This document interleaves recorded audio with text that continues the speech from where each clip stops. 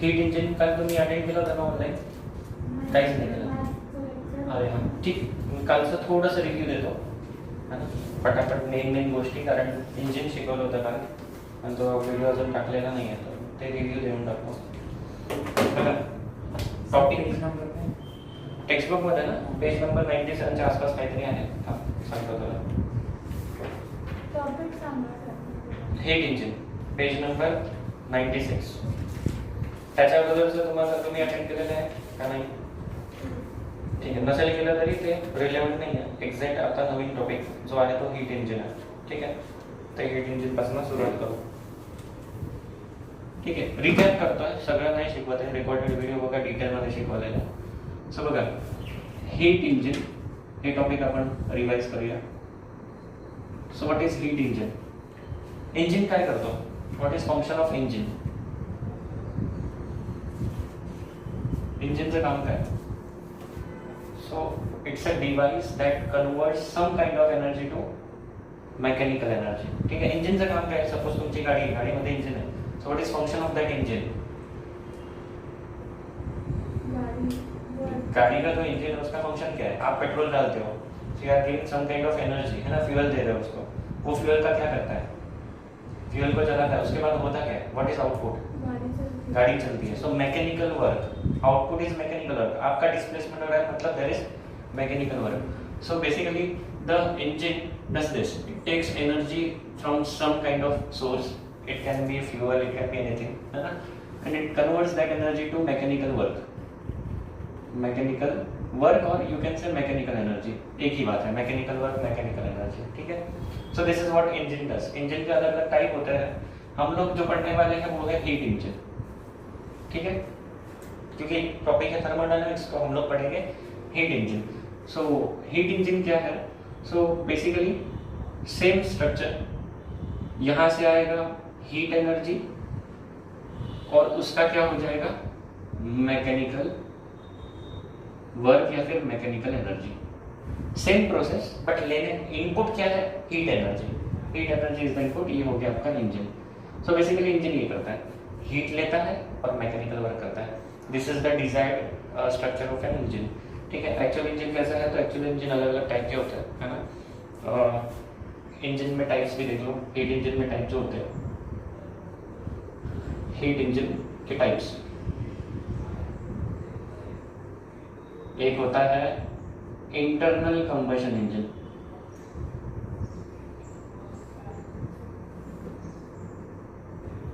दूसरा होता है एक्सटर्नल कंबशन इंजन. ठीक है, हम लोग याद ही कर रहे हैं क्या क्या चीजें हमने पढ़ी है. ठीक है, और आपको मैं ब्रीफ में बता रहा हूँ. सो दो टाइप के engine, internal combustion, external combustion. Combustion का मतलब क्या होता है बच्चों? बर्निंग, है ना. तो इंजन जो है वो फ्यूल के बर्न होने से चलता है, क्योंकि हीट इंजन की बात कर रहे हैं. तो इसमें फ्यूल जलेगा और इंजन चलेगा. तो हीट कौन जनरेट करता है? फ्यूल. फ्यूल जल के हीट जनरेट करता है, तो कंबशन होता है फ्यूल का. इंटरनल कंबशन मतलब इंजन का जो पिस्टन सिलेंडर है उसी के अंदर कंबशन होता है. इंजन का स्टैंडर्ड जो डिजाइन होता है वो ये होता है, there is a piston and cylinder. There is a cylinder and there is a piston inside it. Piston cylinder structure समझते हो बच्चों? कैसा दिखता है, समझ में आ रहा है? आपकी इंजेक्शन होती है, उसी को सोच लो. ये इंजेक्शन है, बस इसका नोजल बंद कर दो, दिस बिकम्स इंजन, है ना. इसके अंदर आइडियल गैस होता है, आइडियल इंजन में. रियल इंजन में गैस नहीं होता है. रियल इंजन में, इंटरनल कंबशन में पेट्रोल एयर का मिक्सचर है. पेट्रोल एयर मिक्सचर जब जला दोगे सो इट बिकम्स गैसियस. पूरा जल के वो गैसियस हो जाता है, तो दैट बिकम्स गैस, है ना. आइडियल गैस नहीं है, but anyways it is a gaseous kind of mixture. ठीक है, और वो इस पिस्टन को ड्राइव करता है, मूव करता है अप एंड डाउन. सो ये हो गया इंटरनल कंबशन इंजन. दूसरा होता है एक्सटर्नल कंबशन इंजन. इसका एग्जांपल है स्टीम इंजन. सबसे पहला जो इंजन बना था वो एक्सटर्नल कंबशन इंजन था. ठीक है, किसने बनाया था? James watt. सुना है कि नहीं सुना? स्कूल में होगा ना तुमको. पहला इंजन कोणी बनवलं? जेम्स वॅट ने बनवलं, है ना. So that was steam engine. घर पे बना सकते हो, इतना सिंपल.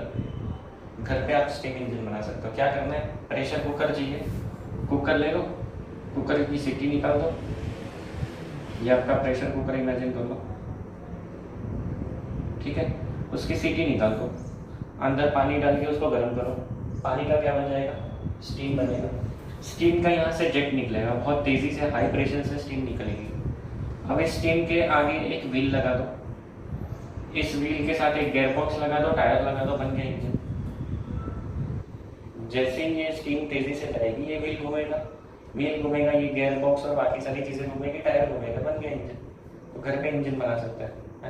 तो इतना सिंपल इंजन का डिज़ाइन है। This was steam engine, first design by James Watt. ठीक है, जेम्स वैट का डिज़ाइन था।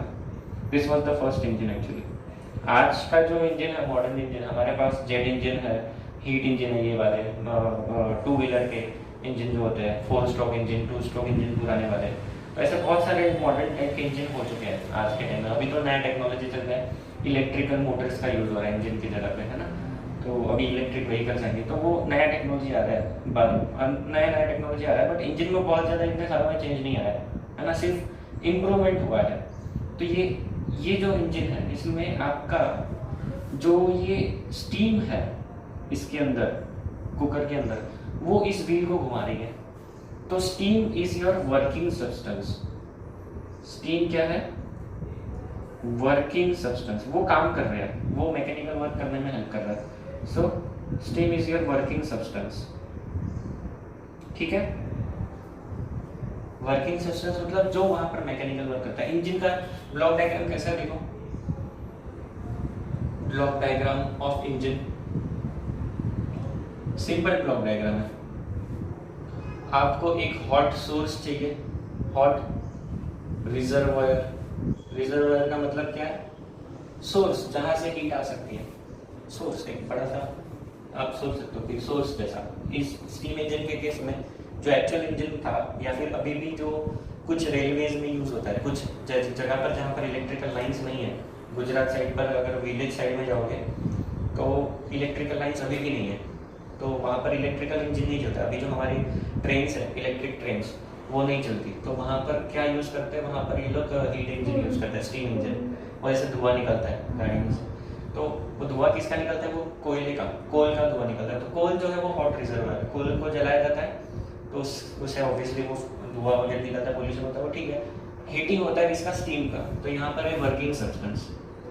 वर्किंग सब्सटेंस ये अलग अलग इंजन में अलग अलग हो सकता है। और ये वर्किंग सब्सटेंस करता ये है कि ये वर्क करता है। ये क्या करता है, ये मैकेनिकल वर्क जो आपको चाहिए, वर्क, ठीक है, मतलब कि टायर घुमाना, ये काम करता है, पिस्टन मूव करना, ये सारा काम ये करता है। और होता ये है कि there is some small amount of heat which is rejected. Rejected मतलब वेस्ट होती है, and it is rejected to cold reservoir, क्योंकि हीट को जाने के लिए कोई तो जगह चाहिए, तो कोल्ड रिजर्वायर की जरूरत पड़ती है। ये होता है हमारा एटमॉस्फेयर स्टीम इंजन के केस में। तो जो भी गर्म हीट है, इसका जो भी हीट वेस्ट होगा, वो जाएगा कहाँ, वो एटमॉस्फेयर में जाएगा। यहाँ पर अगर आप एज इट इज इंजन बनाओगे तो स्टीम एक बार खत्म हो जाएगा। सो ये साइक्लिक इंजन नहीं है। ये एक बार स्टीम खत्म हो गया तो क्या करना पड़ेगा आपको, फिर से पानी भरना पड़ेगा, फिर से गर्म करना पड़ेगा। चलो गर्म तो आपने कोयला जला के रखा है या फिर गैस यूज कर रहे हो, लेकिन स्टीम को बार बार ये आपको यूज करना पड़ेगा। तो this is not cyclic engine. अगर आप सोचो आप ट्रेन के अंदर हो और ये ऐसा इंजन बना हुआ है, स्टीम इंजन का ट्रेन है, आप बार बार उसमें पानी डाल रहे हो, पानी खत्म हो जाएगा, कोयला तो खत्म होगा ही होगा, पानी भी खत्म होगा। सो वो यूजफुल नहीं है। और बार बार आपका थोड़े डिस्टेंस के बाद इंजन रुक जाएगा, क्योंकि ये रीसेट करने में तो खोलना पड़ेगा ना, ये सारी चीज़ें खोलनी पड़ेगी। सो इस इंजन को हम लोग बार बार यूज़ नहीं कर सकते। तो एक्चुअल स्टीम इंजन में क्या किया था, ये जो आपका स्टीम टैंक है, ठीक है, इससे जो स्टीम निकल के आ रही है उसको वापस से कलेक्ट किया, इस स्टीम को वापस से कलेक्ट किया एक ट्यूब के थ्रू, एक ट्यूब सिस्टम के थ्रू आप इस स्टीम को वापस से कलेक्ट कर लो। फिर इसको एक रेडिएटर नाम का जो डिवाइस होता है उसके अंदर से पास करो, या फिर कंडेंसर भी बोलते हैं हम इसको। फ्रिज के अंदर भी होता है इस तरह का डिवाइस। मतलब क्या करना है, एक आपको लंबा सा पाथ लेना है, स्पाइरल पाइप लेना है, पतला सा थिन वॉल का कॉपर का पाइप ले लो, ऐसा स्पाइरल करके, और फिर इसको बाहर रख दो खुली हवा में। तो होगा क्या, जब स्टीम इसके थ्रू जाएगी, ये पाइप गर्म होगा, पाइप गर्म हो रहा है मतलब स्टीम क्या हो रही है, ठंडी हो रही है। तो ये सारी की सारी स्टीम की जो हीट है वो एटमॉस्फेयर में लिबरेट हो जाएगी। एटमॉस्फेयर हमारा कोल्ड रिजर्वायर है, और ये स्टीम ठंडी होने के बाद इसे क्या करना है, वापस से टैंक में वापस से डाल दो, पानी बन चुका है। तो ठंडी स्टीम को वापस से डाल दोगे, यहाँ से वापस गर्म होगी, ये प्रोसेस चलते रहेगा। अब ये बन गया साइक्लिक इंजन। ये क्या बन गया, साइक्लिक इंजन। इसको बार बार आपको रीसेट करने की जरूरत नहीं है ना, बार बार इंजन को खोलने की जरूरत नहीं। एक बार बना दिया, अब सिर्फ आपको फ्यूल देना है, हीटिंग करना है एक्सटर्नली, तो वो ठीक है, फ्यूल आपको रिफिल करना ठीक है, लेकिन इसको बार बार रीसेट करने की जरूरत नहीं है। एक बार गाड़ी चल रही तो चलती रहेगी। कोयला तो आप डाल सकते हो, उठा के, खत्म हो गया जलना, कोयला खत्म हो गया तो आपको और डालते हैं। पुराने मूवीज में वो दिखाते हैं ना, ऐसे कोयला डालते हैं और इसमें ये वो ये है, ये इंजन होता है। घर पे बना सकते हो, इतना सिंपल है ना, घर पे डिजाइन बना सकते हो। कुछ इसमें मूविंग पार्ट्स नहीं है, बस ये है एक मूविंग फैन जैसा स्ट्रक्चर है, आप वो भी बना सकते हो। एक ऐसा ले लो प्लेट, एक दूसरा क्रॉस प्लेट ले लो, बन गया। तो इतना सिंपल इंजन आप खुद बना सकते हो। ये बनाया था, ये बहुत सिंपल मॉडल मैंने बनाया, ये आपके लिए समझने के लिए। तो अब हमने साइक्लिक इंजन बना दिया, तो वो बार बार यूज कर सकते हैं, सिर्फ आपको फ्यूल रिफिल करना पड़ेगा आफ्टर सर्टेन टाइम, है ना। तो ये हो गया आपका बेसिक इंजन का आइडिया। आइडियल इंजन ये ऐसा होता है, ये ब्लॉक डायग्राम है। हॉट रिजर्वायर यहाँ पर क्या है, जहाँ से हम इसको हीट कर रहे हैं। सपोज हमने अपने घर में बनाई है इंजन, तो हम लोग गैस स्टोव पे हीट करेंगे, तो वो हमारा हॉट रिजर्वायर हो जाएगा। वर्किंग सब्सटेंस ये स्टीम है जो मैकेनिकल वर्क कर रहा है, वो उस व्हील को घुमा रहा है। उस व्हील को हमने बाहर एक रॉड से कनेक्ट कर दिया और फिर उससे टायर घुमा रहे हैं हम लोग, गाड़ी के गियर बॉक्स को कनेक्ट कर दिया। ये वर्किंग सब्सटेंस हो गया। तो वर्किंग सब्सटेंस वर्क करेगा, ये स्टीम ने वर्क किया। अब ये स्टीम वर्क करने के बाद उसकी पूरी एनर्जी खत्म नहीं हो रही है, स्टीम अभी भी गर्म है, तो उस एनर्जी का क्या करेंगे हम लोग, एटमॉस्फेयर में छोड़ देंगे, उसका यूज नहीं कर सकते। और अगर ये स्टीम ठंडी नहीं होगी तो यहाँ से वो वापस से गर्म कैसे करेंगे ना, वो वापस से यहाँ आएगी नहीं, तो उसको आने के लिए उसे ठंडा होना पड़ेगा। तो ये काम क्या कर रहे हैं, ये एटमॉस्फेयर में हीट रिजेक्ट कर रहा है। कोल्ड रिजर्वायर हमारा एटमॉस्फेयर है, ये हीट रिजेक्ट करने वाला पार्ट है उस इंजन का, जो हीट एटमॉस्फेयर में छोड़ रहा है। हमारा फ्रिज भी ऐसे ही थोड़ा बहुत काम करता है, वो भी मैंने पढ़ाया था लास्ट क्लास में, ठीक है। तो मैं अभी इंजन ही डिस्कस कर लेता हूँ, आप रेफ्रिजरेटर के बारे में वो वीडियो देख लेना, तो उससे समझ जाएगा, ठीक है। ये क्लियर है इंजन का कंसेप्ट। इंजन का बिल्कुल उल्टा रेफ्रिजरेटर होता है, बिल्कुल उल्टा। क्या उल्टा है देख लो। तो कोल्ड रिजर्वायर से हीट खींचना है, कोल्ड से हॉट में हीट खुद से नहीं जा सकता, हमें पता है हीट हायर टेम्परेचर से लोअर टेम्परेचर में फ्लो करता है, रिवर्स नहीं कर सकता। लेकिन रेफ्रिजरेटर में ये रिवर्स करना है, दिस इज डिजायर्ड। अंदर मेरे पास फ्रीजर है जिसका टेम्परेचर कम है, बाहर एटमॉस्फेयर है जिसका टेम्परेचर ज्यादा है, मुझे अंदर वाली चीज को और ठंडा करना है, तो मुझे अंदर से हीट खींच के बाहर फेंकना पड़ेगा। कोल्ड रिजर्वायर से हीट को बाहर फेंकना है हॉट रिजर्वायर में, मतलब रिवर्स करना है, तो वर्क भी बाहर से करना पड़ेगा, तो वर्क भी रिवर्स हो जाएगा। तो बस ये एरो को रिवर्स कर दो, नंबर चेंज कर दो 1 2 और ये वर्क रिवर्स डायरेक्शन में, ये बन गया रेफ्रिजरेटर, ठीक है। तो बहुत कोई खास बात नहीं रेफ्रिजरेटर, जो इंजन समझ के उसको रेफ्रिजरेटर समझ जाएगा, ठीक है। तो अभी ये हो गया इंजन। इंजन में हमारे बुक में उन्होंने आइडियल इंजन का डायग्राम बताया हुआ है, पीवी डायग्राम, ठीक है। ये बस एक बार फटाफट से याद करा देता हूँ, कौन से पेज नंबर पे वो भी बता देता हूँ।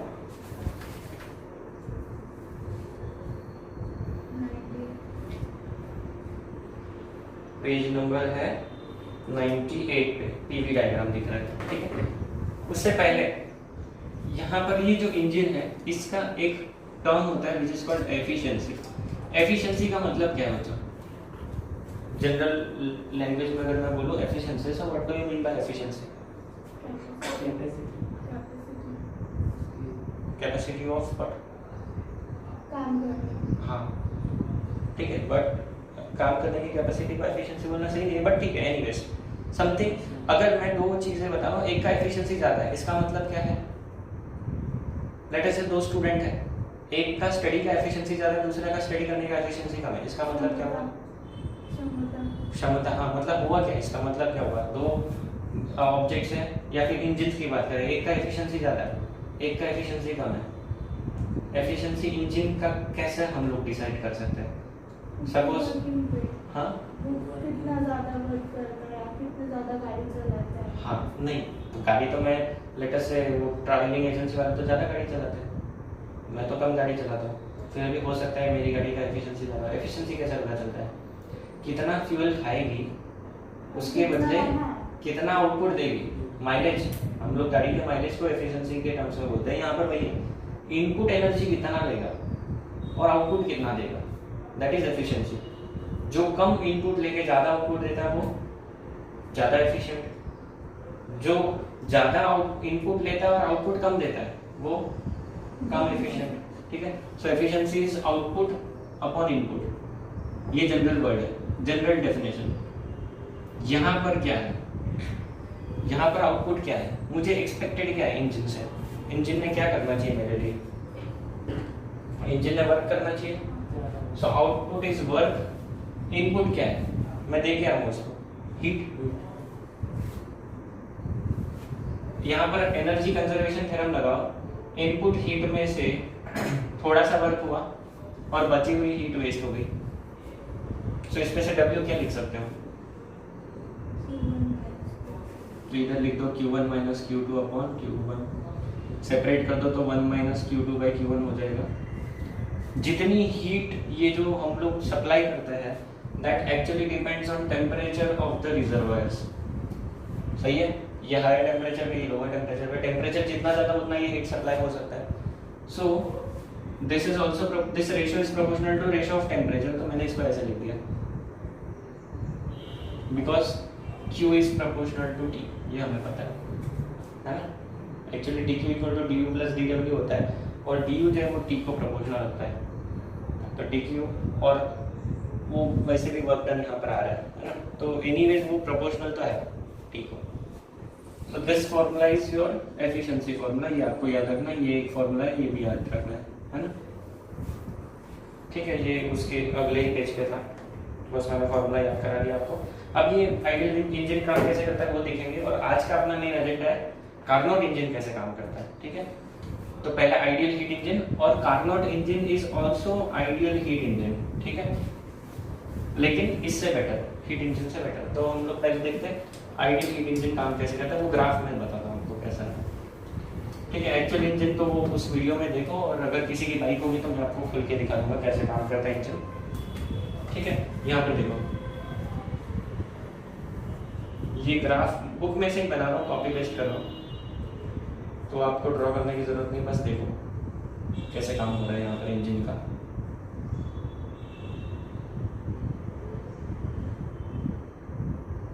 A, B, C और D। ठीक है, यहाँ से ये ऐसे एरोज बनाए हैं, ये बता रहा है direction in which the process will go on. यहाँ से स्टार्ट करते हैं, कहीं से भी स्टार्ट कर सकते हैं, इट्स अ साइक्लिक प्रोसेस।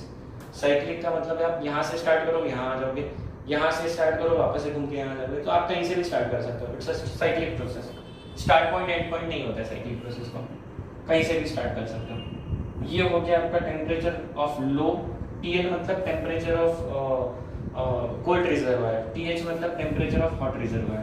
ठीक है, हायर टेम्परेचर लोअर टेम्परेचर बोल सकते हो आप इसको।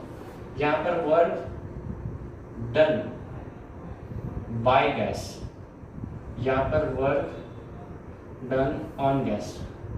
ठीक है, यहाँ पर हीट एब्जॉर्ब होगा और यहाँ पर हीट रिजेक्ट होगा। These are the cycles in which engine will work. ठीक है, आइडियल इंजन थ्योरेटिकल है, मतलब रियलिटी में ऐसा कोई इंजन नहीं है। कार्नोट इंजन भी थ्योरेटिकल है, थ्योरेटिकली आइडियल इंजन है, बट उसको रियलाइज किया जा सकता है। ठीक है, प्रेशर वॉल्यूम, प्रेशर, हाँ प्रेशर वॉल्यूम। ठीक है, देखो कैसे काम कर रहा है ये engine. So engine works on cycles, हमने अभी देखा साइक्लिक होना चाहिए, तो हम उसको यूज़ कर सकते हैं, अदरवाइज बार बार रीसेट करना पड़ेगा, तो वो इंजन का कोई पर्पस नहीं सर्व होगा। यहाँ से स्टार्ट करता है लेटर से, तो ये इंजन कैसा है, तो ये आइडियल इंजन है, मतलब हमारा इंजन कब कैसे बनेगा, तो लेटर से हमने पिस्टन सिलेंडर सिस्टम ले लिया, ये सिलेंडर है, सिलेंडर के हमने एक पिस्टन लगा दिया, ये पिस्टन है, it is weightless frictionless ideal piston है, तो और कोई डिसिपेटिव फोर्सेस नहीं है, बस गैस है इसके अंदर, वो भी आइडियल है। कौन सा गैस है? आइडियल गैस, मतलब आप सारा सब कुछ आइडियल गैस लेके चल रहे हो। अब यहाँ पर होगा ये कि इस पिस्टन सिलेंडर सिस्टम को हम लोग हॉट रिजर्वायर के ऊपर रखेंगे, उसके कांटेक्ट में रखेंगे। तो होगा क्या, यहाँ से हीट एक्सचेंज होगा। हीट एक्सचेंज होगा मतलब ये गैस हीट को एब्जॉर्ब करेगा। गैस हीट को एब्जॉर्ब करेगा तो इसका प्रेशर जो है वो इंक्रीज होने वाला है। ठीक है, ये कौन सा प्रोसेस है, देख के बता सकते हो कि ये कौन सा प्रोसेस है? जहाँ पर वॉल्यूम कांस्टेंट रहता है, प्रेशर चेंज होता है। आइसोकोरिक, वॉल्यूम कांस्टेंट है। So this is isochoric process. ठीक है, आइसोकोरिक प्रोसेस है। तो आइसोकोरिक प्रोसेस में वॉल्यूम कांस्टेंट है, तो वर्क डन कितना? W equal to P dV, integration of P dV। dV ही जीरो है, V कांस्टेंट मतलब dV जीरो। वो टेबल मैंने बनवाया था, है क्या तुम्हारे नोटबुक में? निकालो तो टेबल, अगर मैंने बनवाया है नोटबुक में है तो निकालो। ऐसा हमने चार्ट बनाया था, याद करो, अलग अलग प्रोसेस का। चेक करो तुम्हारे नोटबुक में है क्या, है? हाँ, उसको सामने रखो। आइसोकोरिक प्रोसेस देखो, शेयर कर लो एक दूसरे के साथ, है ना? असं टर्न होऊन बघ वाटल्यास। हां, वॉल्यूम काय बघा, तुमच्याकडे नाही का? एकच बुक आहे, ठीक आहे। वॉल्यूम काय आहे आइसोकोरिक मध्ये? कॉन्स्टंट आहे, change in volume zero. Work done किती आहे? जीरो। P dV, है ना? dV जीरो तो ये जीरो। अच्छा, अब ये heat dq equal to du plus dw, ये अपना कौन सा वाला इक्वेशन है ये? dq equal to du plus dw, first law. dw zero है, वर्क डन जीरो है, तो dq इक्वल टू du, मतलब जितना भी हीट दिया उसका क्या हो गया? जितना भी हीट आपने सप्लाई किया उससे हुआ क्या? du चेंज हुआ। du मतलब इंटरनल एनर्जी बढ़ा, क्योंकि हीट हमने दिया है। हीट दिया मतलब इंटरनल एनर्जी बढ़ेगा, मतलब क्या बढ़ेगा? टेम्परेचर बढ़ेगा, लो से हाई में जाएगा, गैस गर्म हो गया अंदर। अब हम इसको उठा के रख देंगे इंसुलेटिंग स्टैंड पे और उसको छोड़ देंगे।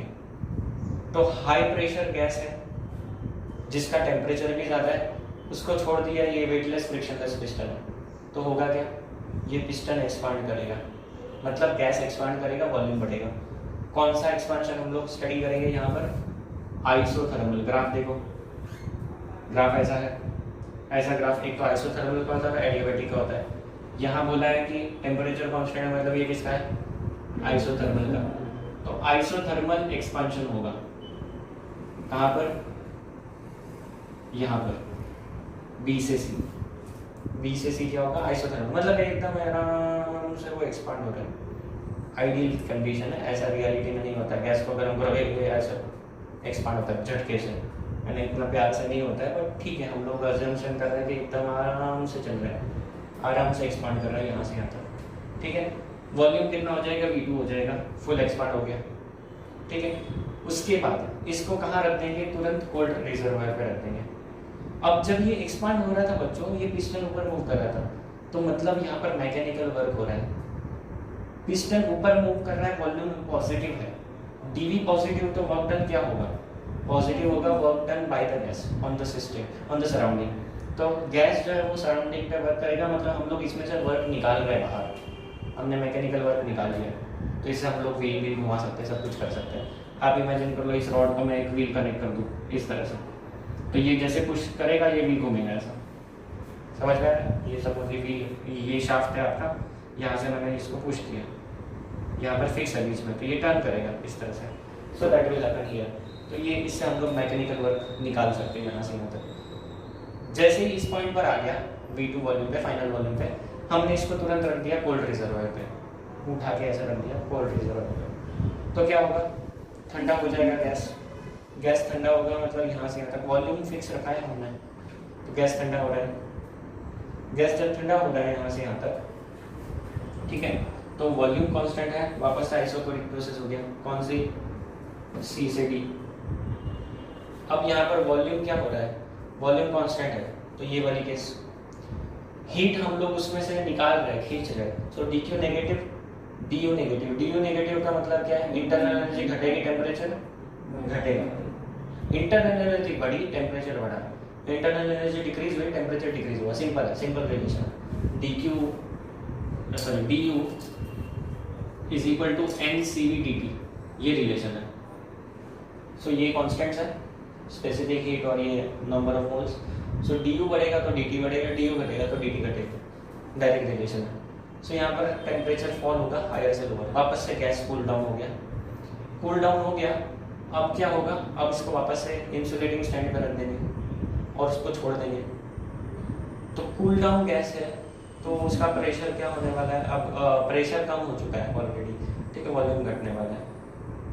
अब वॉल्यूम घटेगा तो ऑब्वियस बात है प्रेशर वापस से बढ़ेगा, वॉल्यूम घटना चालू हो गया, प्रेशर बढ़ना चालू हो गया, ये पॉइंट पे आ गया, प्रोसेस कंप्लीट हो गया। This is one cycle. अब यही साइकिल रिपीट करो। अब रियलिस्टिक वर्ल्ड में सोचो, ये हो गया आइडियल इंजन समझने के लिए, प्रोसेस समझने के लिए। रियलिस्टिक वर्ल्ड में सोचो, ऐसा होता है कि हम लोग इंजन को उठाते हैं, गर्म चीज पे रखते हैं, फिर इंजन को उठा के इंसुलेटिंग स्टैंड पर रखेंगे, फिर उठा के, ऐसा थोड़ी टाइम पास करता है। तो ये प्रैक्टिकल नहीं है। क्यों पढ़ाया, तो ये प्रोसेस समझने के लिए, ठीक है। अब हम लोग पढ़ेंगे कार्नोट इंजन, ठीक है। हम लोग जो यूज करते हैं वो इंटरनल कंबशन इंजन यूज करते हैं हमारे व्हीकल्स में, ठीक है। ये अपने सिलेबस में नहीं है, मैंने फिर भी पढ़ाया है, ये है नहीं अपने सिलेबस में।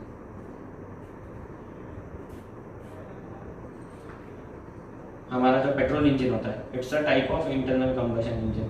पेट्रोल इंजन, डीजल इंजन,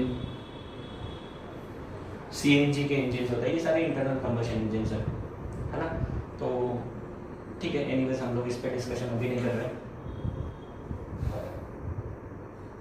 ये हो गया आपका इंजन का ओवरऑल आइडिया, ठीक है। हम लोग जो पढ़ने वाले हैं वो सारे आइडियल इंजन हैं। इन इंजन का जो एफिशिएंसी है वो इस फॉर्मूला से देते आता है, एक ही फॉर्मूला है सारे आइडियल इंजन के लिए। प्रैक्टिकल इंजन में फ्रिक्शन आएगा और भी बहुत सारी चीज़ आएगी। तो आइडियल इंजन का जो भी एफिशिएंसी हम लोग कैलकुलेट करेंगे, प्रैक्टिकल जो इंजन है उसका एफिशिएंसी इससे कम होगा। ये तो बात सही है ना, क्योंकि ये आइडियल केसेस है। रियलिटी में यहाँ पर आइसोथर्मल प्रोसेस पॉसिबल नहीं है ना। बहुत सारी चीज़ें हैं रियल केसेस में, यहाँ पर एनर्जी लॉस होगा, फ्रिक्शन होगा, फ्रिक्शन ना हो इसलिए हम लोग ऑयल्स लगाते हैं, लेकिन फ्रिक्शन को कम कर सकते हैं, जीरो नहीं कर सकते। स्टडी करते वक्त तो जीरो कर लिया, लेकिन रियलिटी में फ्रिक्शन को कम कर सकते हैं। सो ये सारा आइडियल है, तो एफिशिएंसी जो भी आएगा वो आइडियल आएगा। What do you think, ideal efficiency कितना होगा? 100% होगा? What do you think? होना तो चाहिए। यहाँ देखो जरा, T2 और T1। T2 T1 क्या था? T1 था टेम्परेचर ऑफ योर, याद नहीं है अभी मेरे को, हाँ, हॉट रिजर्वर का T1 था, कोल्ड का कितना था? T2, सही है ना। एक हाई टेम्परेचर में था, एक लो टेम्परेचर पे, तो हॉट का था T1, कोल्ड का T2। अगर मैं एफिशिएंसी 100 करना है, मतलब 1 करना है, 100% मतलब एफिशिएंसी 1 हो जाएगा। अगर ये 1 करना है तो इसको 0 करना पड़ेगा। इसको 0 कैसे कर सकते हैं? T2 को 0 कर दें, 0 केल्विन T2 की तरह, एटमॉस्फेयर का टेम्परेचर 0 केल्विन कर दो। पॉसिबल है क्या? कोई ऐसा इजीली एक्सेसिबल चीज है क्या जिसका टेम्परेचर 0 केल्विन हो? नहीं, 0 kelvin is not attainable temperature, उसको अटेन नहीं कर सकते। हम लोगों ने कुछ 0.05 केल्विन या 0.01 केल्विन तक अचीव किया है, बट उससे नीचे 0 केल्विन तक नहीं पहुंचे, आज तक नहीं पहुंचे, ठीक है। टेक्नोलॉजिकल लिमिटेशंस है। दूसरी चीज, 0 केल्विन या इतने लो टेम्परेचर तक पहुंच भी गए तो उसको सस्टेन नहीं कर सकते लंबे समय तक, ठीक है। सो ये भी एक और प्रॉब्लम। सो कोल्ड रिजर्वर का टेम्परेचर आप 0 नहीं कर सकते, पहला रेस्ट्रिक्शन नेचर ने डिसाइड किया कि नहीं कर सकते तुम लोग। अगर मैं इसको इनफाइनाइट कर दूं तो 1/∞ 0 हो जाएगा, है ना।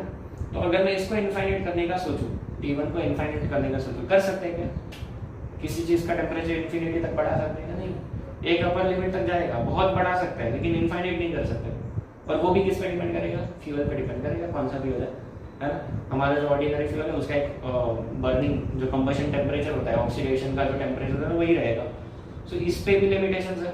सो सिंस ये टेम्परेचर्स को हम लोग चाहिए, ये टर्म को हम कभी 0 नहीं कर सकते because of limitations imposed by nature. Efficiency कभी भी 100% नहीं होगा, it is always less than 100% because ये नॉन जीरो नंबर रहेगा। क्या कर सकते हो आप? T2 को बहुत छोटा कर दो, जैसे कि एटमॉस्फेयर का टेम्परेचर है 25 डिग्री सेल्सियस, T1 को बहुत बड़ा कर दो। कितना कर सकते हो आप?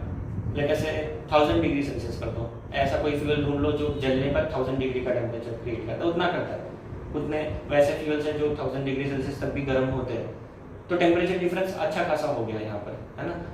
तो वहाँ उस केस में ये नंबर फ्रैक्शनल होगा, छोटा नंबर होगा। सो आइडियली आप एफिशिएंसी को 100% तो नहीं ला सकते, 1 के क्लोज नहीं ला सकते, but close to 1, 90% 80% ideally. Practically उतना भी नहीं होगा, प्रैक्टिकली और रेस्ट्रिक्शन आएगा, ठीक है। वो कितना आएगा वो पढ़ता है।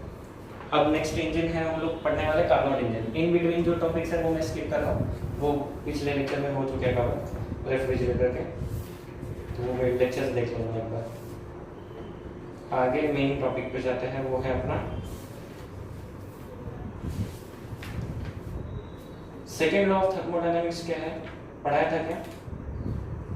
सेकेंड लॉ क्या है सब लोग? यहाँ रिस्ट्रिक्शन क्या पता चलता है कि हम लोग एफिशिएंसी 100% नहीं कर सकते। इसका मतलब क्या है कि आपने अगर हीट Q1 लिया तो पूरा का पूरा हीट को वर्क में नहीं कन्वर्ट कर सकते। अगर ये 1 हो जाता तो Q1 और W इक्वल हो जाता, मतलब आपने 100 जूल का हीट लिया, पूरा का पूरा वर्क कर दिया। बट ये क्या बोल रहा है, एफिशिएंसी 100% हो ही नहीं सकती, नेचर ने बोला है कि नहीं हो सकती, है ना। तो इसका मतलब हम लोग कभी भी 100% हीट का 100% वर्क में कन्वर्जन नहीं कर सकते। थोड़ा वर्क में कन्वर्जन होगा, बाकी वेस्टेज ही होगा। बाकी हीट को हमें रिजेक्ट करना पड़ेगा। कहाँ करेंगे? कोल्ड रिजर्वर, वो हमें ढूंढना पड़ेगा कि कोल्ड रिजर्वर कौन सा है, ठीक है। एयर कूल्ड इंजन में atmosphere is cold reservoir, oil cooled engine में ऑयल का सोर्स होता है जो कोल्ड रिजर्वर का काम करता है। तो इंजन में अलग अलग टाइप होते हैं, oil cooled engine, air cooled engine. ज़्यादातर इंजन एयर कूल्ड होता है, अभी कुछ जो रेस बाइक्स हैं उनके इंजन ऑयल कूल्ड होता है, ठीक है। तो उसमें ऑयल से इंजन को कूल किया जाता है, मतलब कोल्ड रिजर्वर की जो जरूरत है वो वहाँ से फुलफिल करता है, ठीक है। So in general efficiency can not be 100% और can not be 1, and that's why work done, मतलब 100% heat can not be converted to 100% work. This is your second law of thermodynamics. First law हमें क्या बोलता है? First law बोलता है dq equal to du plus dw, सही है। अगर मैं किसी तरीके से du को 0 कर दूं तो dq इक्वल टू dw का मतलब है मैं जितना भी हीट दूंगा उतना वर्क हो जाएगा। फर्स्ट लॉ कोई रिस्ट्रिक्शन नहीं ला रहा है, कंजर्वेशन ऑफ एनर्जी है और कोई प्रॉब्लम नहीं है यहाँ पर फर्स्ट लॉ के हिसाब से। सेकंड लॉ हमें रिस्ट्रिक्शन देता है, जो नेचर ने डिसाइड किया कि भाई ये तुम नहीं कर सकते। So it is decided by nature कि 100% आप हीट का कन्वर्जन मैकेनिकल वर्क में नहीं कर सकते, उल्टा पॉसिबल है। पूरा का पूरा वर्क आप हीट में कन्वर्ट कर सकते हो। तो ये क्यों ऐसा? Nature has decided. ऐसा क्यों? उनको पूछो भगवान को जाके, बट ये ऐसा है। This is your second law. Second law बोलता है कि नेचर ने ये रेस्ट्रिक्शन दिया है कि आप 100%, कोई भी ऐसा प्रोसेस नहीं है दुनिया में जिससे आप पूरा का पूरा हीट ले लो और उसको पूरा का पूरा वर्क कर दो। इसके बहुत ज़्यादा मेहनत किया है साइंटिस्ट लोगों ने, बहुत ज़्यादा अलग अलग ट्रायल्स किए, एक्सपेरिमेंट्स किए, एंड एट द एंड उन्होंने सेकंड लॉ ऑफ थर्मोडायनामिक्स बनाया। बिकॉज इट्स अ डिफीट, है ना। नेचर बोल रहा है कि ऐसा नहीं करना है और ह्यूमन क्या बोलता नहीं हमें ऐसा ही करना है, but ultimately it's a defeat of human कि हम लोग नहीं कर पा रहे ये काम। तो लॉ बन गया उस तरह से नेचर का कि भाई this is restricted by nature, and why it is restricted, तो रीजन आपके सामने है ना।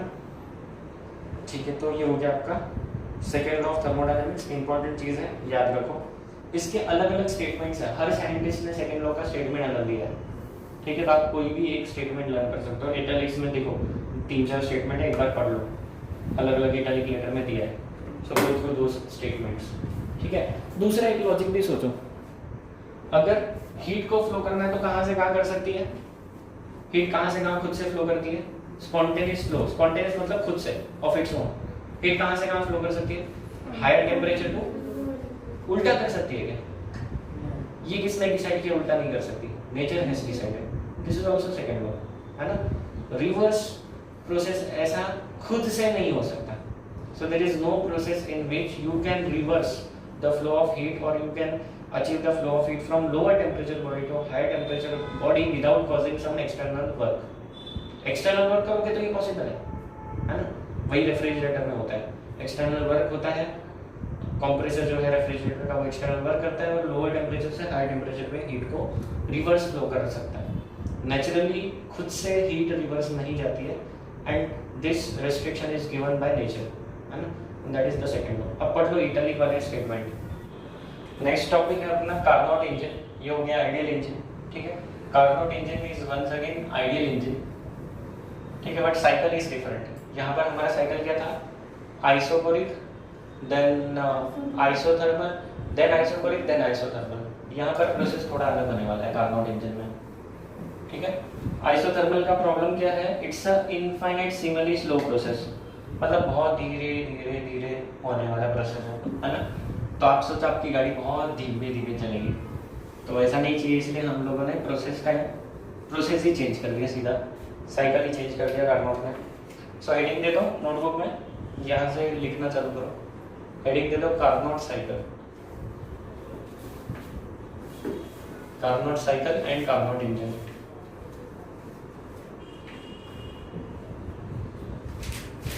Carnot cycle and Carnot engine, Carnot cycle Carnot engine, ठीक है। डायरेक्ट मैं ग्राफ बना रहा हूँ, ग्राफ को एक्सप्लेन कर देता हूँ, ठीक है। आप लोग भी सीधा सीधा ग्राफ बना लो, ग्राफ को एक्सप्लेन कर लेंगे हम लोग।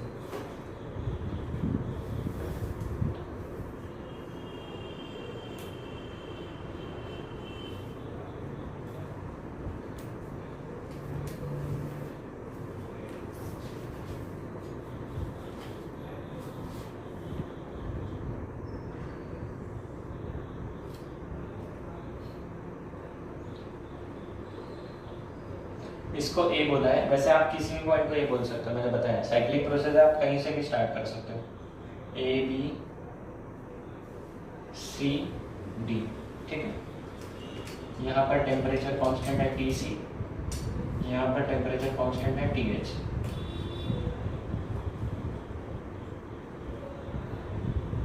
यहाँ पर हीट एब्जॉर्ब होगा, तो ऑब्वियस बात है यहाँ पर क्यू रिजेक्ट होगा। ये वॉल्यूम है, ये प्रेशर का एक्सेस है, दिस इज एडियाबैटिक एक्सपेंशन। मैं टेक्स्ट बुक वाला ही डायग्राम बना रहा हूँ, आप देख देख के बना सकते हो टेक्स्ट बुक में से।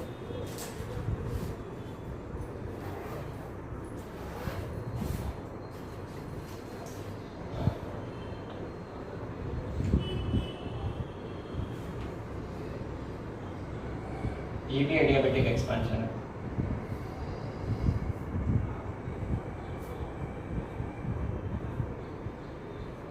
आइसोथर्मल कंप्रेशन है,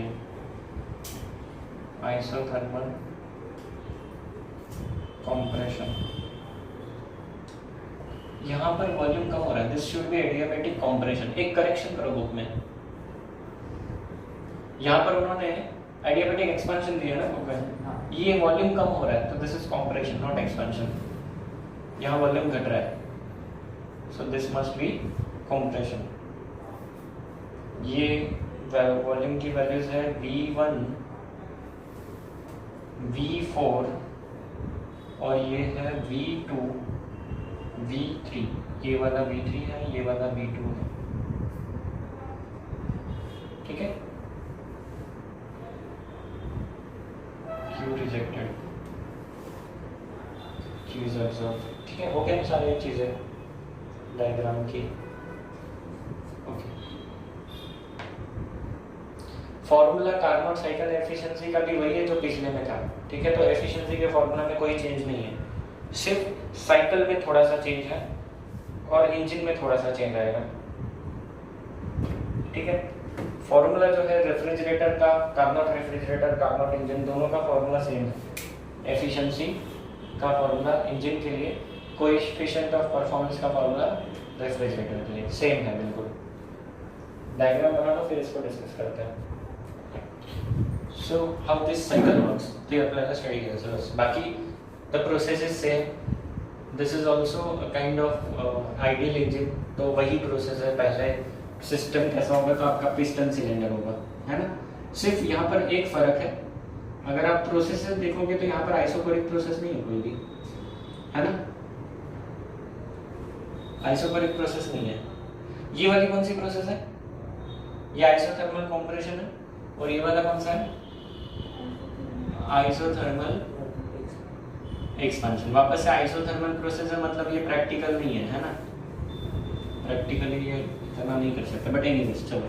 ये देखो आपका पिस्टन सिलेंडर केस है और हम ए पॉइंट से स्टार्ट कर रहे हैं। तो initially you have some kind of pressure initially gas जो है वो प्रेशराइज है, हाई प्रेशर पे देख लो, हाई प्रेशर गैस से स्टार्ट करना है। ऐसा ज़रूरी नहीं है आप कहीं से भी स्टार्ट कर सकते हो। लेट अस से हमारे पास प्रेशराइज्ड गैस है जिसका वॉल्यूम ऑब्वियसली कम होगा, मतलब ये पिस्टन कहाँ पर है इनिशियली, ये यहाँ कहीं तो है ना, क्योंकि वॉल्यूम भी कम है और प्रेशर भी ज़्यादा है।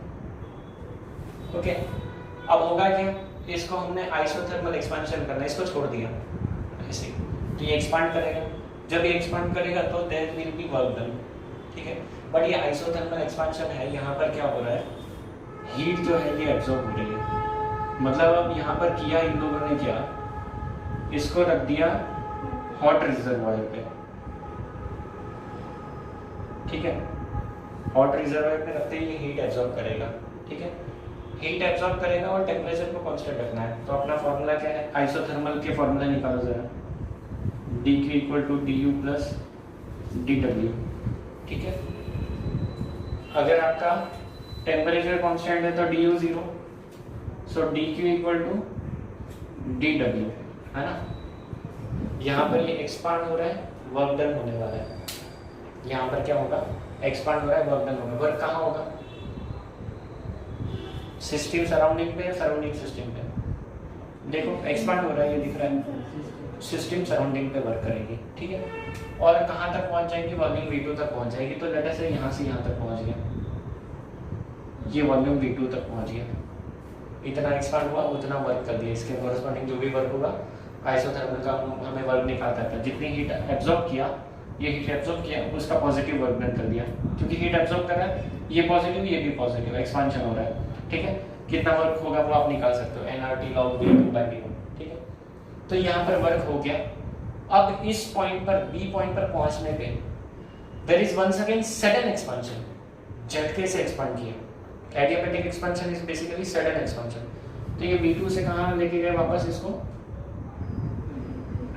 V3 तक लेके गए, ठीक है। जब आप एडियाबैटिक एक्सपेंशन करते हो तो वहां पर क्या होता है, एडियाबैटिक एक्सपेंशन में क्या होता है, dq 0 होता है, ये मैं लिख देता हूँ, हर चीज लिख देता हूँ यहाँ पर, ये रहना दो, यहाँ लिखते हैं A से B कौन सा प्रोसेस हो रहा है, आइसोथर्मल एक्सपेंशन हो रहा है।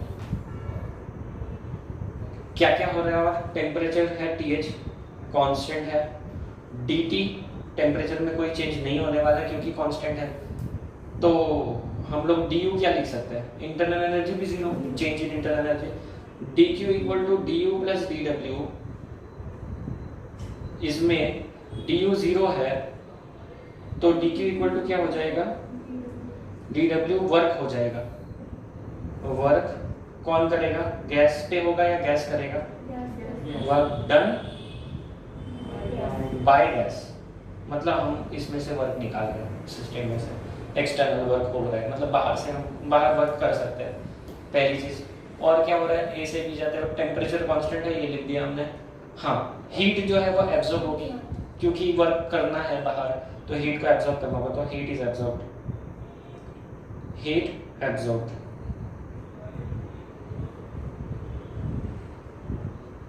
ठीक है। और कुछ हो रहा है कि यहाँ पर, बस इतना ही है। ये हो गया आपका ए से बी प्रोसेस।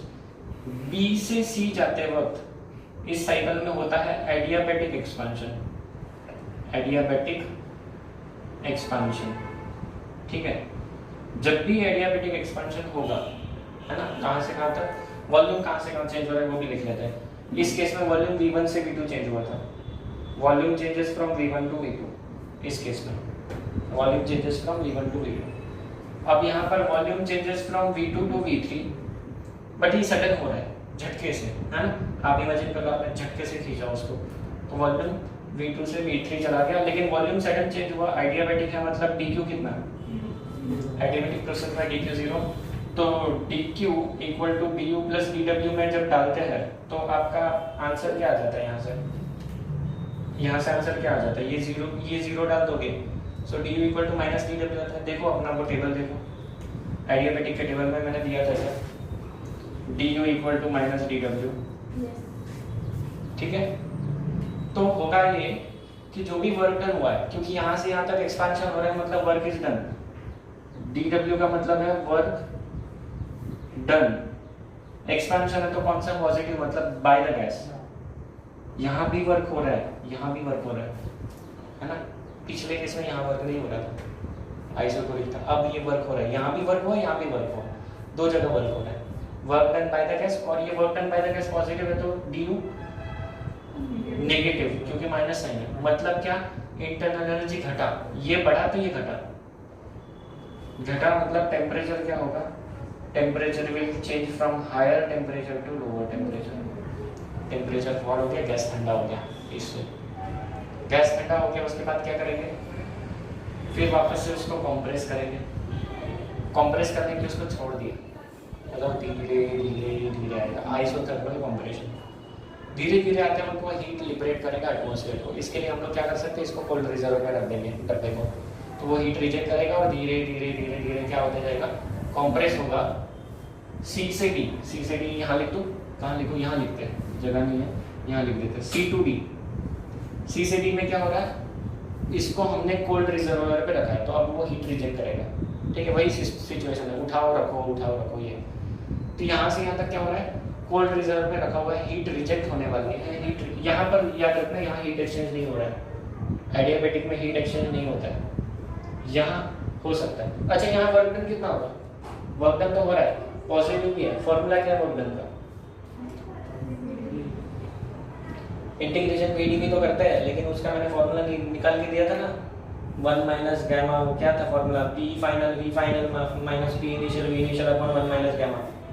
याद आया क्या, बड़ा सा डेरिवेशन का उतना वर्क इधर होगा, इधर energy log of v2 by v1, ये वाला वर्क इधर होगा, इधर ये होगा। ठीक है, यहाँ पहुंच गए। अभी c से d जाते हैं, क्या हो रहा है देखो, it's a isothermal,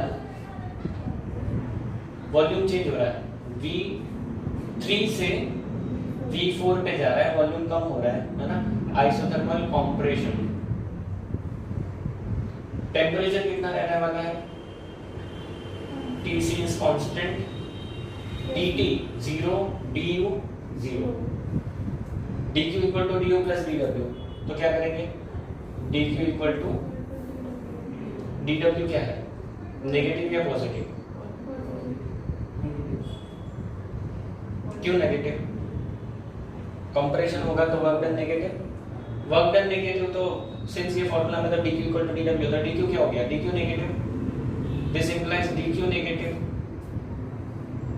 dq negative का मतलब क्या है, heat rejected, दिख रहा है, this implies heat is rejected। जो भी हो रहा है, बस आप ये कर्व को देख के ये सब बता सकते हो, ये लिखने की भी जरूरत नहीं है, हम लोगों को पता है ये कर्व का मीनिंग क्या है, बस वो लिख रहा है, heat rejected by rejected, कहाँ जाएगी, कोल्ड रिजर्वायर में जा रही है ना, इसलिए तो ये सब हो रहा है। अब यहाँ आ गए डी पॉइंट पे, अभी तक साइकिल कंप्लीट हुआ क्या, नहीं, ए से स्टार्ट किया था, तो और आगे का स्टेप ये मैं हटा दूं क्या। अच्छा, यहाँ पर क्या हुआ है वो भी देख लो, V3 से V4, तो ये V3 से ये आपका V1 था है ना, V4 मतलब यहाँ कहीं तो आ जाएगा बीच में, दिस इज योर V4 है ना, V2 से कम है, V2 को मुझे थोड़ा ऊपर बनाना पड़ेगा, V2 को यहाँ बना देता हूँ। पिस्टन के पोजीशन है बच्चों, ये V3, ये V2 और ये कितना है V4। ठीक है, अब V2 से कहाँ आ गया, V4, V3 से V4 पे आया, मतलब यहाँ से यहाँ आ गया, V3 से V4 धीरे धीरे आ रहा है। अब V4 से V1 झटके से जाएगा, तो क्या होगा, एडियाबेटिक कंप्रेशन होगा, यहाँ झटके से जाएगा इतने में। तो ये मैं लिख लेता हूँ, कैसे लिखेंगे इसको, ये हटा दो डायग्राम, समझ गया, तो यहाँ यही लिख देते, छोड़ो ना ये जगह दो डायग्राम। तो अब कहाँ से कहाँ, C से D हो चुका है, D से A जाएंगे, D से A जाते वक्त कौन सा प्रोसेस हो रहा है, ये दिख रहा है हमको कि स्लोप ज़्यादा है, स्लोप ज़्यादा है मतलब एडियाबेटिक है, इन दोनों का स्लोप ज़्यादा है मतलब एडियाबेटिक प्रोसेस है, इनका स्लोप कम है मतलब आइसोथर्मल है। क्लियर है, स्लोप्स देख के बता सकते हैं, और ऐसे कर्व ग्राफ एडियाबेटिक और आइसोथर्मल में ही होते हैं। ठीक है, तो ये वाले प्रोसेस में देखो, D से A जाते वक्त इट्स अ कंप्रेशन, क्योंकि वॉल्यूम कम हो रहा है, वॉल्यूम इज डिक्रीजिंग। ये ग्राफ थोड़ा सा परफेक्ट होना चाहिए, ऐसा, ठीक है, ये ऐसा नहीं कर सकता, रिवर्स नहीं कर सकता। So this is your volume V1। So volume changes from V4 to V1, compression हो रहा है, कौन सा कंप्रेशन, एडियाबेटिक एडियाबैटिक कंप्रेशन। सही है। एडियाबैटिक कंप्रेशन होते वक्त अच्छा यहाँ पर क्या हो रहा है, यहाँ वर्क डन हो रहा है क्या, वर्क डन नेगेटिव है, मतलब हम उसको बाहर से वर्क कर रहे हैं। अब ये करने के लिए हम लोग वो पिस्टन सिलेंडर और वो शाफ्ट वाला सिस्टम यूज करते हैं। शाफ्ट क्या करता है, यहाँ पर आप सोचो ये शाफ्ट है आपका, इसको कनेक्टेड है, जब एक्सपांशन हो रहा है ये ऊपर जा रहा है, एक पोजीशन के बाद ये यहाँ झटका कहीं तो देगा, और मतलब वो एडियाबैटिक वाला केस यहाँ से कंप्रेशन हो रहा है, ये वाला कंप्रेशन एकदम स्लो करना है हमें, आइसोथर्मल वाला, फिर यहाँ पे तो झटका देगा। ठीक है, तो ये इस तरह से हो रहा है कंप्रेशन। ठीक है, तो जब ये कंप्रेशन हो रहा है मतलब ये व्हील घूम रहा है, उसके इनर्शिया की वजह से घूम रहा है और वो उसको कंप्रेस कर रहा है, तो यहाँ पर एक्सटर्नल वर्क हो रहा है सिस्टम में। सो एडियाबैटिक कंप्रेशन यहाँ से यहाँ तक क्या हो रहा है, एडियाबैटिक कंप्रेशन है, वॉल्यूम V4 से भी। टेम्परेचर में क्या होगा, एडियाबैटिक चेंज है, so dq 0, dq equal to du plus dw से हमें क्या मिलता है इस केस में, dq 0 डाल दोगे तो du equal to minus dw हो जाएगा, du इक्वल टू या फिर du equal to minus dw। Work done यहाँ पर क्या है, कंप्रेशन है, कंप्रेशन मतलब dw क्या है, नेगेटिव, दिस इंप्लाइज du क्या है, positive, temperature will rise from TC to TH. Cold to hot. और कुछ हो रहा है, बस हो गया, वर्क डन भी होगा, तो यहाँ वर्क डन हो रहा है, यहाँ भी वर्क डन हो रहा है, यहाँ भी हो रहा है, यहाँ भी हो रहा है, हर जगह वर्क डन हो रहा है ना। ये हो गया आपका Carnot cycle. Carnot cycle is ideal engine cycle. हमने वही किया है, इधर से उठाया वाटर रिजर्वर से, फिर कोल्ड पे रखा, हॉट से उठाया और फिर इंसुलेटिंग स्टैंड पे रखा, तब वो एडियाबैटिक प्रोसेस के वक्त इंसुलेटिंग स्टैंड पे रखना है क्योंकि हीट एक्सचेंज नहीं होना चाहिए, है ना। हॉट पे रखा, हीट एक्सचेंज हो रहा है, फिर इंसुलेटिंग पे रखा, हीट एक्सचेंज नहीं हो रहा है, एडियाबैटिक, फिर वापस से कोल्ड पे रखा, आइसोथर्मल, फिर वापस से इंसुलेटिंग पे रखा, एडियाबैटिक, फिर वापस से वही करना है, साइकिल है तो वापस से चलेगा। सो it's a ideal case. Real engine ऐसे काम नहीं करते, मैंने आपको बताया हुआ है।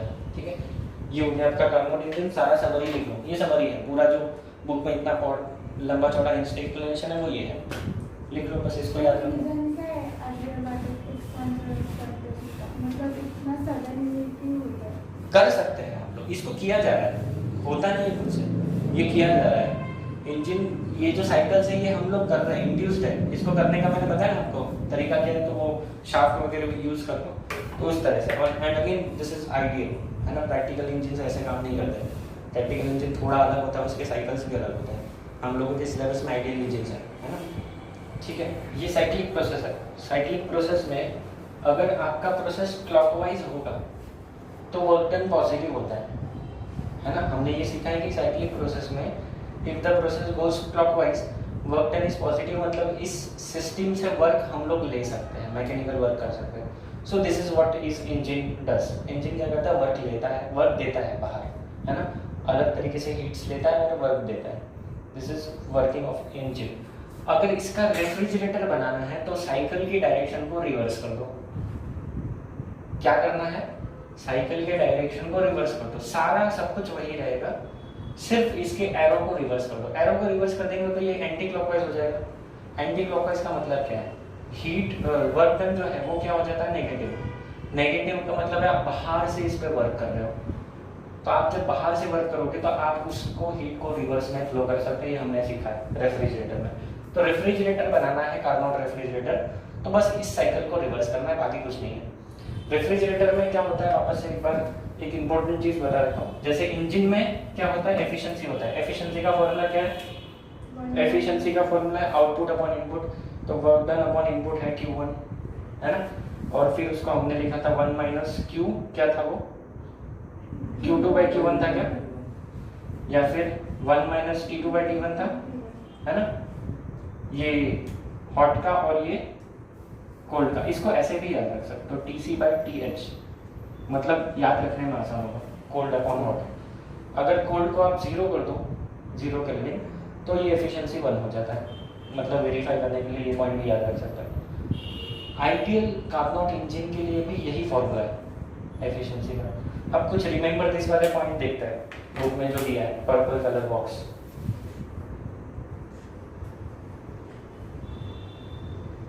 पहला पॉइंट पढ़ो सोहम। Carnot engine is a hypothetical concept. Hypothetical concept मतलब क्या? मतलब रियलिटी नहीं है, मैंने बताया ये ऐसे प्रोसेस रियलिटी में नहीं ला सकते सारे। Every process must be isothermal और एडियाबैटिक, ये उसका रेस्ट्रिक्शन है। आइसोथर्मल होगा या एडियाबैटिक होगा, ये प्रॉब्लम है यहाँ पर। The system must maintain thermodynamic equilibrium through out the cycle so that it is reversible. Reversible भी तो होना चाहिए, रिवर्स भी करते आना चाहिए, है ना। और एफिशिएंसी 100% कब हो सकती है? जब इसको जीरो करते हैं, जो कि नहीं पॉसिबल है, नहीं कर सकते हम लोग। जीरो केल्विन नहीं अटेन कर सकते। So that's why we can not have 100% efficiency even for such ideal engine. Ideal का ही एफिशिएंसी 100% नहीं है, तो रियल इंजन का एफिशिएंसी कभी भी 100% नहीं होगा। ठीक है, इसका मतलब हमने इंजन के टेक्नोलॉजी में चेंज करने की जरूरत है। जब तक हम लोग हीट इंजन यूज करेंगे तब तक हम लोग 100% एनर्जी यूज नहीं कर सकते।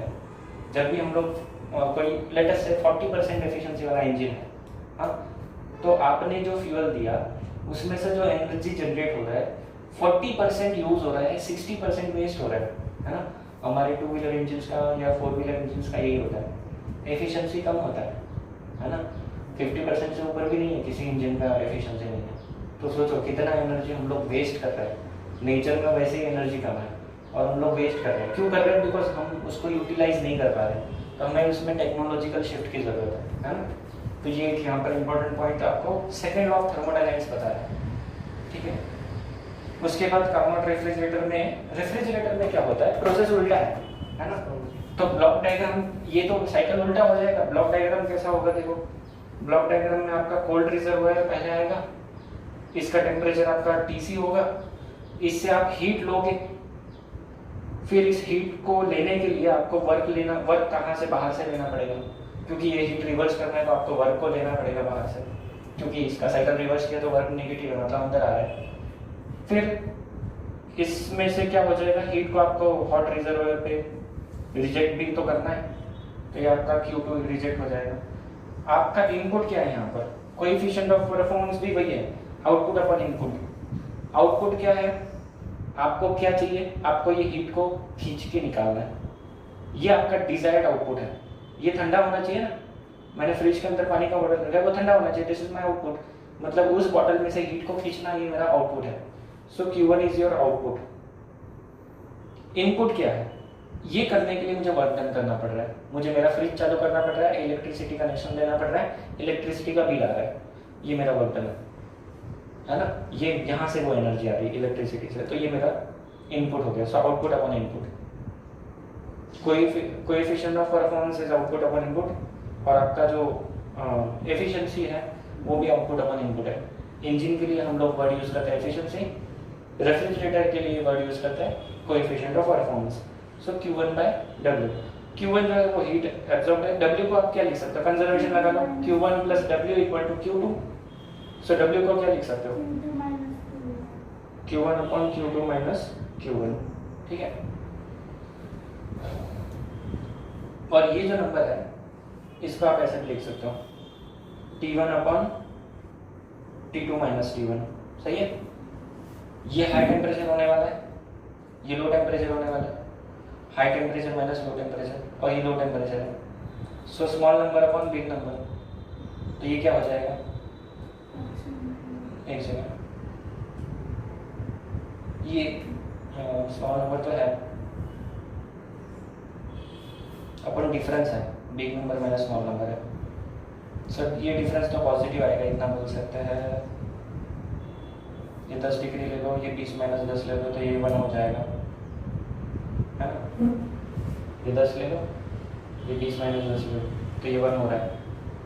अगर ये 10 ले लो, ये 30 - ये 10 - 10 तो नहीं ले सकते, है ना। ये 11 - 10 ले सकते हैं, तो ये कितना हो जाएगा? तो कोई भी पॉसिबल वैल्यूज के लिए क्या ये 1 से लेस हो रहा है, 1 से ग्रेटर हो रहा है, ग्रेटर देन 1 हो रहा है ना। सो जो हमारे घर के रेफ्रिजरेटर होते हैं उसके लिए इसका वैल्यू होता है अराउंड 5,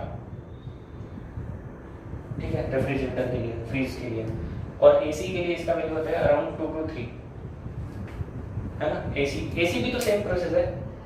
रेफ्रिजरेटर का क्या है, वो डब्बे के अंदर से हीट निकाल रहा है, फ्रीजर के अंदर से बाहर फेंक रहा है। एसी क्या काम करता है, इस रूम का जो हीट है वो खींचता है, बाहर फेंक देता है। तो काम सेम है ना। सिर्फ आप सोच सकते हो कि बड़े स्केल पे हो रहा है। तो एसी, रेफ्रिजरेटर, स्प्लिट एसी की बात कर रहा हूँ मैं, विंडो एसी की बात, विंडो एसी भी वैसे ही काम करता है, बट जो एयर कूलर है वो ऐसे काम नहीं करता, उसका अलग फिजिक्स है। तो हमारे जो नॉर्मल एसीज होते हैं वो इसी प्रिंसिपल पे काम करता है, रेफ्रिजरेटर वाले, ठीक है। सो ये हो गया आपका कार्नोट रेफ्रिजरेटर। नेक्स्ट टॉपिक भी देख लो, सब सिंपल सिंपल चीज़ें हैं तो फटाफट बता देता हूँ। एग्जाम्पल बाद में करेंगे या फिर आप घर पे कर सकते हो, फॉर्मूला में वैल्यूज डाल दिए। हाँ, उसके बाद second law of thermodynamics and Carnot engine. The Carnot engine is the most efficient heat engine, है ना। अगर बना सकते हो तो सबसे एफिशिएंट इंजन कौन सा बनेगा, Carnot engine. Also all Carnot engine operating between same two temperature have the same efficiency. कोई भी कार्नोट इंजन बनाओ सेम टेम्परेचर के बीच में काम करेगा तो एफिशिएंसी सेम, क्योंकि efficiency depends only on temperature differences. तो फिर आप कैसा भी डिजाइन बनाओ एफिशिएंसी सेम रहेगा, ठीक है, irrespective of nature of working substance. आप कोई भी गैस यूज कर लो क्योंकि एफिशिएंसी उस पर डिपेंड कर रहा है। अगर आप इस साइकिल को अचीव कर लेते हो तो efficiency depends on temperature only. आप कौन सा गैस यूज कर रहे हो उस पर डिपेंड नहीं करता, है ना। बट रियलिटी आपको पता है कि ये हाइपोथेटिकल इंजन है। Carnot engine is most efficient heat engine and efficiency of Carnot engine is independent of working substance. ये दो इंपॉर्टेंट पॉइंट है। And we know that a Carnot refrigerator has a greater coefficient of performance among all refrigerator working between the same two temperature। तो आप Carnot refrigerator best efficiency वाला refrigerator बना सकते हो, ठीक है। अब नेक्स्ट है स्टर्लिंग साइकिल। याद रखना ये हाइपोथेटिकल है, बना नहीं सकते रियलिटी में। स्टर्लिंग साइकिल जरा देखो, मैंने अभी जो स्टार्टिंग में हीट इंजन बनाया था वैसे ही है बिल्कुल स्टर्लिंग साइकिल का डायग्राम, है ना। ए से बी डायग्राम ही देखो, डायग्राम में एक्सप्लेन कर देता हूँ।